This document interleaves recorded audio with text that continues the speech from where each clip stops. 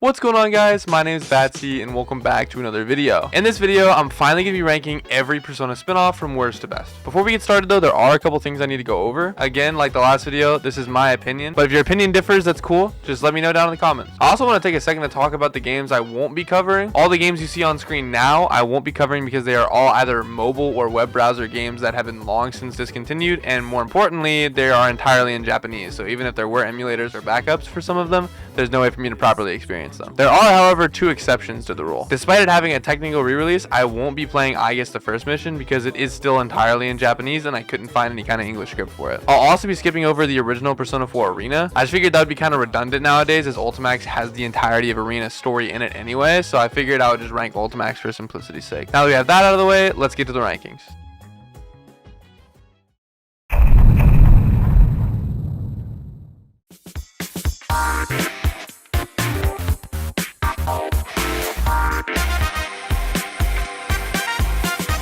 Stop me if you've heard this one before. So yeah, in preparation for this video, playing this game was so bad, I decided to make a whole full-length video about how garbage these games were. So because of that, I'm not going to go super into detail about why I hate them so much, but I'll try to give you the cliff notes. Basically, these were intended to be sequels to the fan-favorite Persona 4 dancing. However, they failed to live up to their predecessor in pretty much every single way. I'll talk about it a little bit more when I get to Persona 4 dancing, but this game is a full 10-hour-long story mode along with a beefy catalog of earnable customization, as well as a free play mode that has multiple difficulties to help increase replayability. And overall, it's just a really good time. Now, these games, on the other hand, are sequels in name alone. And let me preface this by saying, yes, I am listing these games as one game instead of two on the list because they are literally the same game. These games are not sequels to each other. They came out the same day, had the same UI, gameplay loop, and even some of the same songs. But the worst part of these games is the absolute abysmal excuse for a story mode. Rather than just having a normal linear story mode like most other Persona spin-offs, they have these social episodes that you unlock by playing songs in the free play mode. They function kind of similar to Social Links, where it's one large story split up into a few small episodes, but the difference here is that nothing of value is gained or learned about any of the characters from these short episodes. One of the core parts of the story is that Cease and the Phantom Thieves' memories will be wiped after the events of the night, so anything the characters exchange is just completely pointless anyway. And the dialogue is just awful. I mentioned this a lot in the last video, but it actually feels like dialogue from like an AI fanfic. Every character is just completely watered down, and all their dialogue just centers around the basic character archetype and the stereotypes they fill, and literally nothing else. That being said though, I mean, the game functions. The gameplay is fine, I guess, and Persona music is obviously good for a rhythm game. But regardless of how good the gameplay feels, these were $30 games on launch with maybe like 3 hours of content combined. It's honestly kind of embarrassing.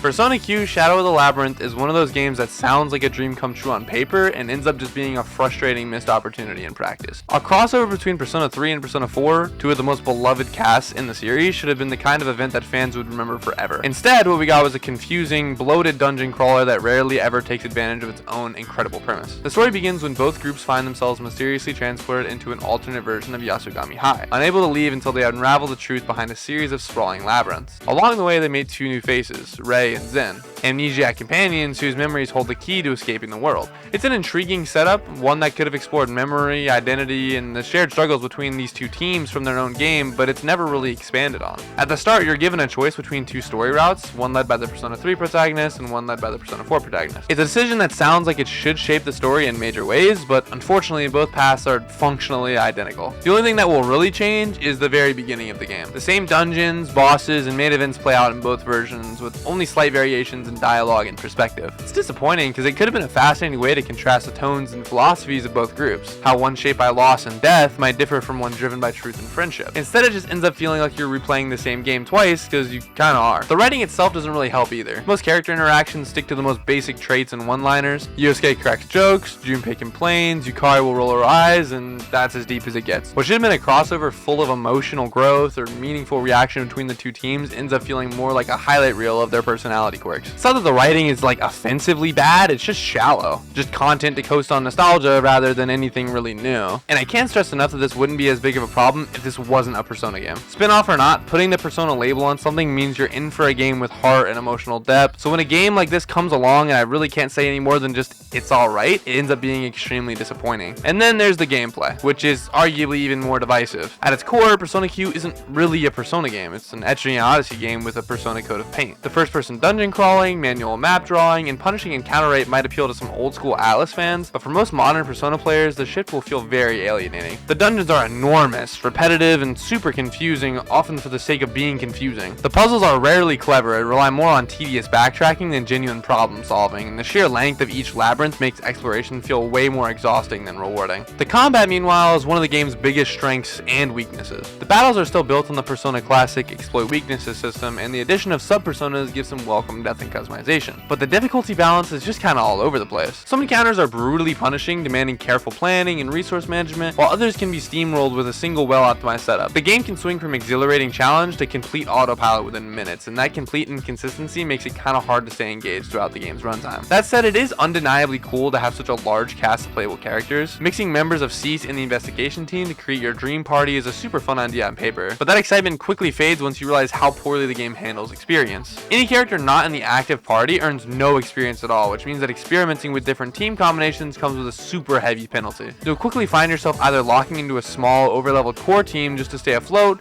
or mindlessly grinding for hours to keep the 20 playable characters equally leveled, which just totally wastes the potential of what should have been one of the most dynamic rosters in the series. There are still positives here though. The soundtrack is of course outstanding, filled with high energy remixes and some of the best battle music in any Persona spinoff. And honestly, I don't know what it is about the art style, but I like it like a lot, and I definitely prefer it over something like Tactica. But taken as a whole, Persona Q Shadow of the Labyrinth just doesn't live up to what it could have been. It's too grind heavy for Persona fans, but too watered down for Etrian Odyssey fans, and too safe for anyone just looking for crossover substance. It's not the worst spinoff in the series, but I think it sits pretty comfortably near the bottom. It's a technically competent game, but spiritually hollow experience. And for a series that usually thrives on identity and emotion, Persona Q feels like it lost both somewhere deep in that labyrinth.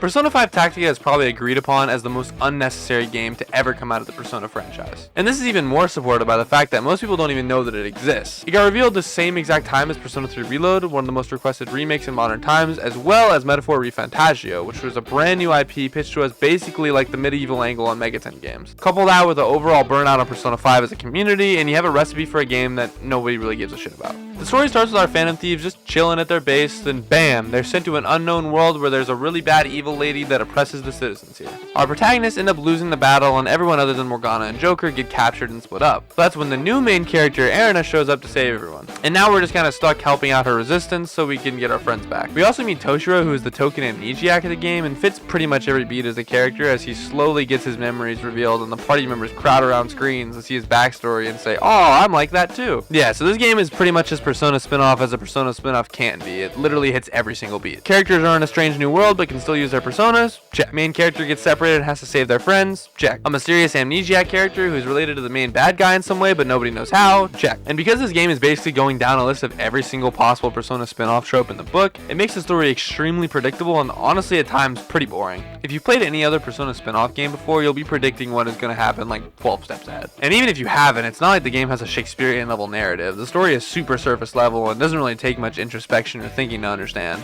However, that isn't really the worst part for me. The worst part here is the characters and their dialogue. At its core, this game is basically Persona Q3. The characters are once again reduced down to Cliff Note versions of themselves, and they're solely there to fill basic stereotypes. Now, more so for Q2, but Q as well, this problem isn't as bad because we're seeing something we've never seen before, i.e. all the party members from all the modern games interacting and talking with each other. Even if they are just their Cliff Note versions of themselves, it's still fun to see your favorite characters who would normally never interact with each other bounce off each other and interact. But with the Phantom Thieves, I mean, come on, man. I've seen these dudes talk for like 600 hours. I don't think there's any more experimenting left to do. It's a similar problem to what I have with the later two dancing games, where nothing of value is really gained from doing this, because not only do we already know everything about all these characters, they already know everything about each other, and we know that they do. And the worst part of this is the character dialogue episodes you unlock similar to the scrolls from Persona Q. Some of them are actually fun and engaging, like the Persona Q ones, but the other half is basically like the meetings you have in the safe rooms in Persona 5, where the characters are like, alright guys, this is what's going on. It makes it to where I don't even want to watch any of these things, because there's a 50-50 chance I just end up watching a One Piece filler episode. Now, the one thing that saves this game from being completely forgettable is the combat. Say what you will about the writing, the gameplay is easily the highlight here. Unlike most Persona games, Tactica isn't a turn-based RPG, it's a tactical one. Think Fire Emblem or Mario plus Rabbids. Grid-based movement, range management, and positioning are everything. The Persona system is still around, but instead of worrying about elemental affinities, you're more concerned with how your abilities affect positioning, pushing enemies out of cover, lining them for follow attacks, or controlling the field. SP is limited, so you can't just spam spells, but that actually makes each decision feel more deliberate. It's obviously going to be super divisive since it does stem so far from the original Persona formula, and the genre of tactical RPG isn't quite as beloved or accepted as something like a fighting game or a rhythm game or a hack and slash beat 'em up. But I'll give credit where it's due. It's polished, strategic, and it's pretty fun once you get the hang of it. What isn't fun though is the absolute scummy launch day DLC strategy they used. Before this game even dropped, Atlas announced a $20 expansion featuring Akechi and Sumi. Content that easily could have been part of the main game. It felt ripped out just to slap a price tag on it. Sega had already tried this nonsense with Lost Judgment, locking away story content and even a whole fighting style behind launch DLC. And people hated it. They later fixed it, adding it into the base game of the Steam version when it came out, and even adding a proper post-story expansion called the Kaido Files that actually felt like a real DLC story. So to see them repeat the same greedy move here with Tactica, yeah, that one kind of stinks. This was 100% just them kind of retrying the same experiment they did with Yakuza on Persona. Kind of to see if Persona fans would bear it, since Persona 3 Reload released a remake for the Answers 6 months after the game released as a DLC episode, very similarly to the Kaido Files. At the end of the day though, Persona 5 Tactica is fine. The gameplay's solid, the story's predictable but serviceable, and the characters exist. I mean, it's not offensively bad, it's just pointless. I don't hate it, I just can't think of a single reason it really needs to exist.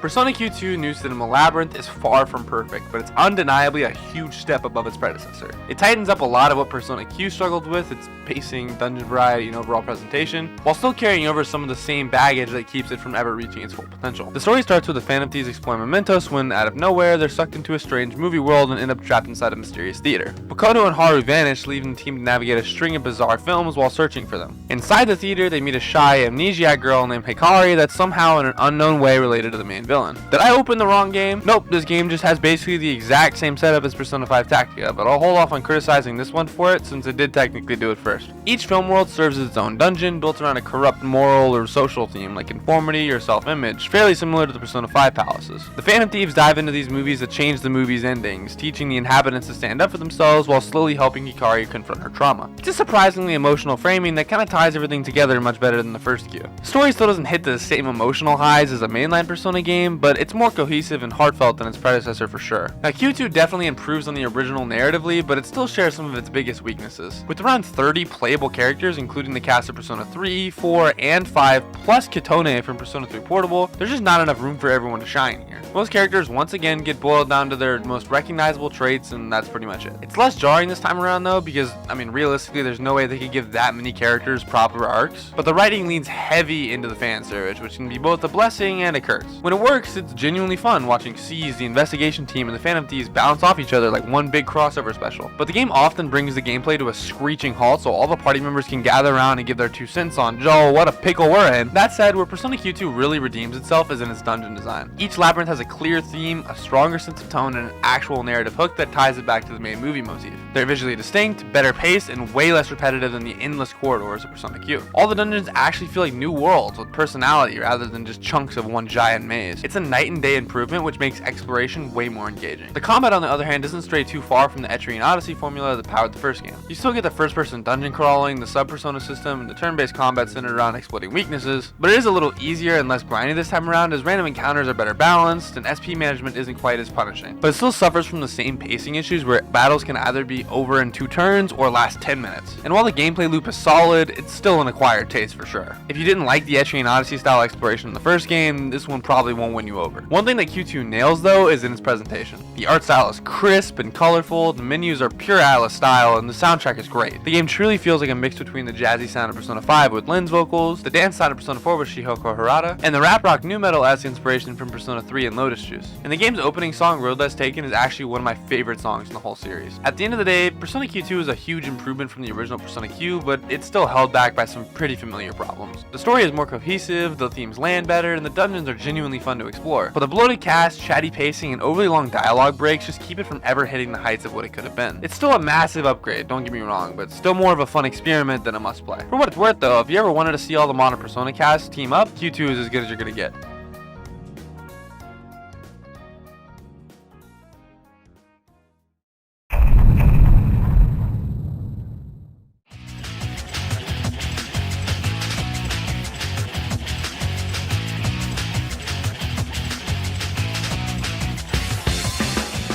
Persona 4 Arena is one of those games I really want to love. I'm a big fighting game fan and I love arc system games, so on paper this should have been a dream crossover for me. And to be fair, gameplay wise it's awesome, but man, the story just does absolutely nothing for me. The setup is simple enough. Yu comes back to Inaba for Golden Week, but Kanji, Rize, and Naoto have all mysteriously vanished. While investigating, the gang catches a broadcast on the Midnight Channel advertising something called the P1 Grand Prix. Naturally, being Persona characters, they decide to dive headfirst into it. They soon find themselves trapped in a twisted version of Yasugami High, forced to fight each other to move forward. Along the way, they run into C's from Persona 3 and a new character named Labyrinth, who, surprise surprise, has amnesia and a mysterious past connected to the main conflict. I won't spoil the rest, but yeah, it's about as Persona spin-offy as it sounds. The story structure though, that's where the game completely loses me. Each character has their own route that covers mostly the same events from slightly different perspectives. You'll play through one route, reach what feels like it's going to be the climax, and the game just says, go play someone else's story. I mean, it's a cool idea in theory of seeing each character's side of the story, getting into the heads of these characters who usually only ever take a back seat, but in execution, it's rough, man. The pacing absolutely crawls, the visual novel style presentation drags everything to a halt, and by the 3rd or 4th route, you're just mashing through the text boxes waiting for a fight. I respect what they were going for, but man, I just couldn't care less by like the halfway point. And the fights themselves are way too easy. I get it, it's a fighting game campaign, it's supposed to be accessible, but it turns what could have been 10 story battles into just autopilot. So you end up with this weird rhythm of read, mash A, easy win, back to reading. The gameplay loop just does not complement the narrative at all, and it makes an already slow story feel even slower. Now don't get me wrong, when you strip away the story, Persona 4 Arena absolutely delivers where it counts. ArcSys nailed the combat. Every fighter feels unique, fast, and flashy as hell, and their personas are fully integrated in their movesets. It's not quite as complex as Guilty Gear, Blaze Blue or something, but it's got that signature ArcSys energy. Tight controls, beautiful 2D animation, and a surprising amount of depth once you start digging in. Each character's persona gives them a distinct rhythm in battle, almost like having a tag partner you can control mid-fight, and when it clicks, it can feel incredible. And honestly, that's what frustrates me so much about this game. The core fighting system is so good, but it's buried under a story mode that feels like homework. I wanted to be hooked by the narrative. I mean, Persona 3 and 4 characters meeting up should be hype, but the pacing structure and the low difficulty just drag the whole thing down. So yeah, Persona 4 Arena is the weird case of a game that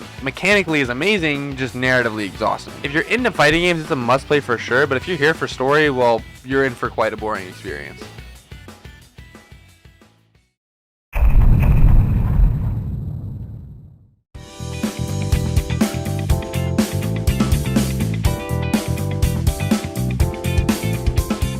Yeah, so this is basically going to be the Persona 4 of this video. Now, I know this game's kind of decisive. Some people actually like it, others absolutely hate it. I'd say I fall somewhere in the middle. The plot is kind of all over the place, and even though it's one of the more competent Persona spin-off stories, it still doesn't really come close to the mainline games. It's so over the top sometimes, it feels more like a Yakuza sub-story, so much that it actually distracts from the game at times. The game was developed by Blackwing Studios, and you can definitely tell at times that Atlus didn't have their hands in it much. The setup is basically Persona 5 again. Our new protagonist gets dragged into the Velvet Room in his sleep, and he's told he's the chosen one and wakes up like Huh, weird dream. The next day, he notices that people around him start acting kind of weird. A lady tries to jump off a building and no one even bats an eye. Then he gets hit by a bike, which somehow throws him into the metaverse. While he's there, he meets Luful, who explains that corrupted people are stealing others' desires. Later, someone from his school gets attacked by the subway slammer, a guy who just slams people in the subway. Yeah, so the setup is kind of stupid, and after this arc, Atlas actually had to step in and help with the story because Blackwing were just getting a little carried away here. But after reporting the attack and getting shrugged off by the cops, the group discovers that Subway Slammer actually has a palace. And so begins yet another journey to steal his treasure and restore the desires to the people they were stolen from. The story is goofy for sure, but it's got a little bit of charm to it. However, if you're looking for a similar tone to Persona 5, you will be sorely disappointed. The gameplay is a lot of the same, it's pretty alright, but it definitely pales in comparison to the mainline games. I think it works well as a mobile game though, and having the Navis play a more crucial role is actually a kind of cool idea, and I hope they implement this into future games. The game's difficulty relies entirely on how good your party is. I mean, at its core, this is a gacha game through and through, and of course the 5-star characters are all better than anything below them. Now for me, I don't actually hate the grind for characters in this game. I've only ever played 3 other gacha games in my life, being Genshin, Dragon Ball Legends, and Fire Emblem Heroes. And between those games, this game feels like the least painful gacha experience I've ever had. I did spend some money in P5X, but the only thing I bought was like those $5 pack things that give you gems throughout the month. And with just that, I was able to get multiple 5-star characters, including Joker, who was the first banner character with not a super high amount of playtime. When I played Genshin when it first came out, before they had expanded the map so much, I literally had obtained every single free Primo gem in the entire game, and I only had 2 5-star characters, and neither of them were banner characters because I lost my 50-50 twice. And hey, maybe I'm just crazy unlucky or something, and that's not what gacha games are supposed to be like, but at least for me, I had a way more positive gambling experience here. There are some downsides for sure though. Despite me excusing it for being a mobile game, the combat is very easy. The story is kind of all over the place, and it also has just some weird quality control issues. The UI is super overcrowded at all times, some character images have like weird compression issues, and even some of the text isn't aligned properly. The soundtrack is also just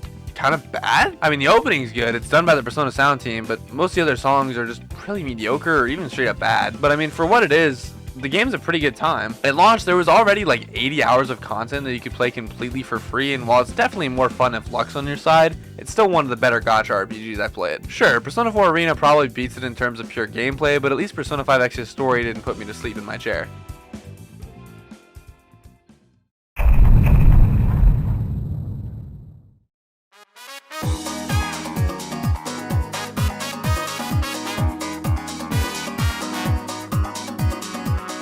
Now we're on to the games that I actually really like. Persona 4 Dancing is literally everything I could have asked for from a Persona dancing game and more. Again, I have made a full-length video comparing this one to the other dancing games, so I won't spend a lot of time on it, but yeah, I really like this game. The story takes place not long after Persona 4, with Rise getting ready to return to the idol world after her break. She ends up roping the investigation team into performing at the Love Meets Bonds festival, but because it's a Persona game, things immediately go off the rails. There's a rumor that if you go to the festival's website and watch the video that plays at midnight, you'll be taken to another world and never wake up. Not the Midnight Channel this time though, but the Midnight Stage, a place where people's emotions are twisted against them and a strange voice tries to force everyone to join their bond. Soon the main idol group for the festival goes missing and we go in to save them. And yeah, the twist is that we can't fight here. Personas still exist, but they can't be used in combat. Instead, the only way to reach people here and free them is through dancing. Now, it sounds insane on paper, but the game does really sell it. The rhythm mechanics actually tie into the story in a way that makes it feel meaningful rather than random. It's not, we have to fight the bad guys through dance. It's more like we have to reach these corrupted souls through our self-expression. It's goofy, sure, but it's got a lot of heart and it feels a lot more like a traditional Persona game setup. What really makes Dancing All Night work is how it leans into the themes of identity and authenticity. It's not about saving the world, it's about staying true to yourself when everyone around you expects you to be someone else. Rise and the rest of the group deal with pressure, image, and self-doubt, and it actually gives the story some emotional weight. Kanami Mashita, the new idol and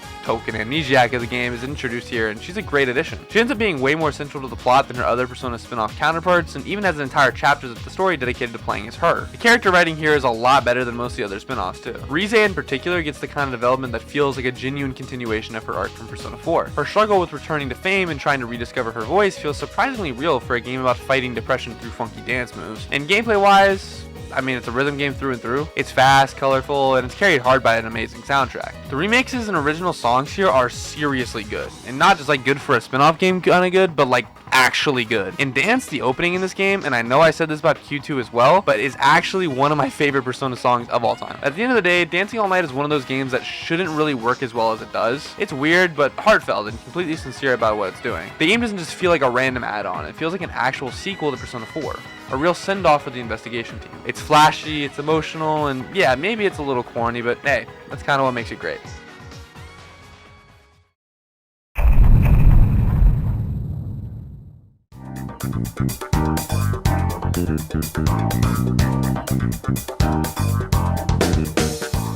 Probably could have seen this one coming. Yeah, Persona 5 Strikers is like very easily, and I can't even stress this enough, like very easily the best Persona spin-off game, and it's not even close. The game takes place during the summer after Joker's departure. He's back in Tokyo to hang out with the Phantom Thieves and what's supposed to be a chill summer vacation. But while getting supplies, Joker and Ryuji get dragged back into the metaverse after sending a friend request to the top model, Alice Haragi. Turns out the jail that they landed in works a lot like the palaces from the original game, and Alice herself is its ruler. Apparently these jails and the mysterious new friending app that's tied to them are letting celebrities and influencers literally steal people's desires, making their fans completely obsessed with them. The setup's great. It nails the tone of Persona 5 while still feeling fresh enough to stand on its own. It's familiar without feeling like a rehash, and it actually builds on what came before rather than just copy-pasting it. We also get a couple of new party members this time, including, shocker, an amnesiac AI girl named Sophia and a detective named Zenkichi. After wrapping up Alice's jail, Zenkichi ropes the group into investigating similar incidents happening across Japan, and that's when the story really kicks off. What starts as a quick reunion turns into a full-on road trip, with the Phantom Thieves driving from city to city, taking down corrupt monarchs and freeing people's hearts. The story here is genuinely really solid. I mean, again, it's not quite on the level of the mainline games, but it gets surprisingly close. My only real gripe with it is the pacing. Without social links or confidants, there's less downtime between the dungeons, so it sometimes feels like you're just rushing from one jail to the next. There are still like hangout events and bonding moments, but they don't hit quite as hard as standard social links. So writing wise though, this game clears every other spin-off by a mile. The Phantom Thieves actually feel like themselves again. It's got that same energy and humor that made the original Persona 5 cast so good. Honestly, it feels more like a Persona 5 2 than just a random side game. Gameplay wise though is where Strikers really departs from the mainline games. It ditches turn-based in favor of a real-time action style developed by Omega Force, the Dynasty Warriors team. Now normally that would be an instant deal breaker for me because I fucking hate Warriors games, but Strikers doesn't really play like one. You still switch between characters mid-battle and all that kind of stuff, but Persona skills work almost exactly like they do in the main game. You got your elementals, buffs, debuffs, and support skills. The elemental spells still work the same with weaknesses, etc. Only real difference is that the single target skills will hit multiple targets just like the AoE skills, they just have a smaller range. And the game is also actually pretty hard in battle at times. Maybe I'm just shit at Warriors type games, but I actually found it pretty challenging and ended up using debuffs a lot more than I expected to. However, the difficulty in the dungeon crawling is completely destroyed by the fact you can just leave and come back, replenishing all of your HP and SP literally at any time. This makes it so you don't even really feel penalized for using spells, even though SP is pretty scarce in this game because you can just leave at any time and replenish it all with no penalty. The exploration despite that though is actually really fun. All the jails feel really visually distinct and even the smaller areas feel super diverse. It's also just super cool to be able to walk around in a place like Shibuya Square that we've never really seen before this up close. Overall, I mean, the game is great. I originally never finished it because I played it on the Switch and this is what it looks like on that, but I recently ended up playing it on PS5 and later again on PC in preparation for this video, and I gotta say, as a Warriors hater, color me impressed.